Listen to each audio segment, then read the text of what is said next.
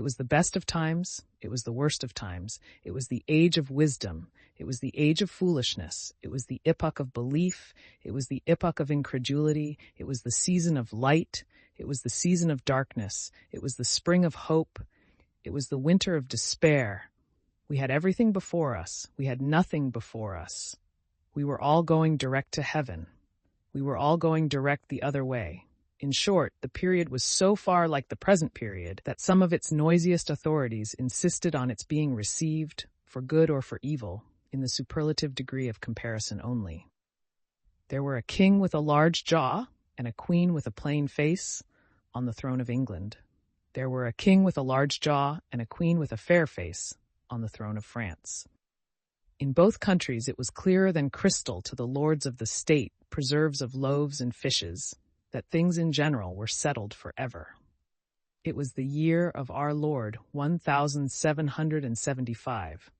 Spiritual revelations were conceded to England at that favored period, as at this. Mrs. Southcott had recently attained her 25th blessed birthday, of whom a prophetic private in the Life Guards had heralded the sublime appearance by announcing that arrangements were made for the swallowing up of London and Westminster. Even the Cock Lane ghost had been lately a round dozen of years after rapping out its messages, as the spirits of this very year last past, supernaturally deficient in originality, rapped out theirs. Mere messages in the earthly order of events had lately come to the English crown and people from a congress of British subjects in America, which, strange to relate, have proved more important to the human race than any communications yet received through any of the chickens of the Cock Lane brood.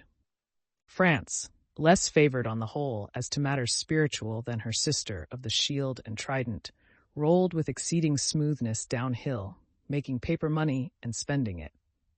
Under the guidance of her Christian pastors, she entertained herself, besides, with such humane achievements as sentencing a youth to have his hands cut off, his tongue torn out with pincers, and his body burned alive, because he had not kneeled down in the rain to do honor to a dirty procession of monks which passed within his view at a distance of some 50 or 60 yards.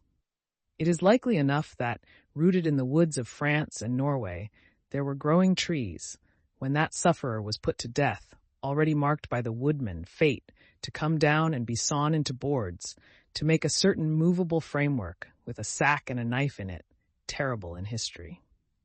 It is likely enough that in the rough outhouses of some tillers of the heavy lands adjacent to Paris, there were sheltered from the weather that very day, rude carts bespattered with rustic mire, snuffed about by pigs, and roosted in by poultry, which the farmer Death had already set apart to be his tumbrils of the Revolution. But that woodman and that farmer, though they work unceasingly, work silently, and no one heard them as they went about with muffled tread. The rather, forasmuch as to entertain any suspicion that they were awake, was to be atheistical and traitorous. In England there was scarcely an amount of order and protection to justify much national boasting. Daring burglaries by armed men and highway robberies took place in the capital itself every night. Families were publicly cautioned not to go out of town without removing their furniture to upholsterers' warehouses for security. The highwayman in the dark was a city tradesman in the light, and being recognized and challenged by his fellow tradesmen, whom he stopped in his character of the captain, gallantly shot him through the head and rode away. The mail was waylaid by 7 robbers, and the guard shot 3 dead, and then got shot dead himself by the other 4, in consequence of the failure of his ammunition, after which the mail was robbed in peace. That magnificent potentate, the Lord Mayor of London, was made to stand and deliver on Turnham Green by one highwayman, who despoiled the illustrious creature in sight of all his retinue. Prisoners in London gaols fought battles with their turnkeys, and the majesty of the law fired blunderbusses in among them, loaded with rounds of shot and ball. Thieves snipped off diamond crosses from the necks of noble lords at court drawing-rooms. Musketeers went into St. Giles's to search for contraband goods, and the mob fired on the musketeers, and the musketeers fired on the mob, and nobody thought any of these occurrences much out of the common way. In the midst of them, the hangman, ever busy and ever worse than useless, was in constant requisition, now stringing up long rows of miscellaneous criminals, now hanging a housebreaker on Saturday who had been taken on Tuesday, now burning people in the hand at Newgate by the dozen, and now burning pamphlets at the door of Westminster Hall. Today, taking the life of an atrocious murderer, and tomorrow of a wretched pilferer who had robbed a farmer's boy of 6 pence. All these things, and 1,000 like them, came to pass in and close upon the dear old year 1775.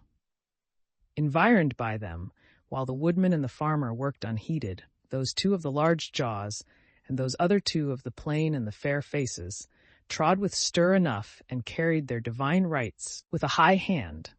Thus did the year 1775 conduct their greatnesses and myriads of small creatures, the creatures of this chronicle among the rest, along the roads that lay before them.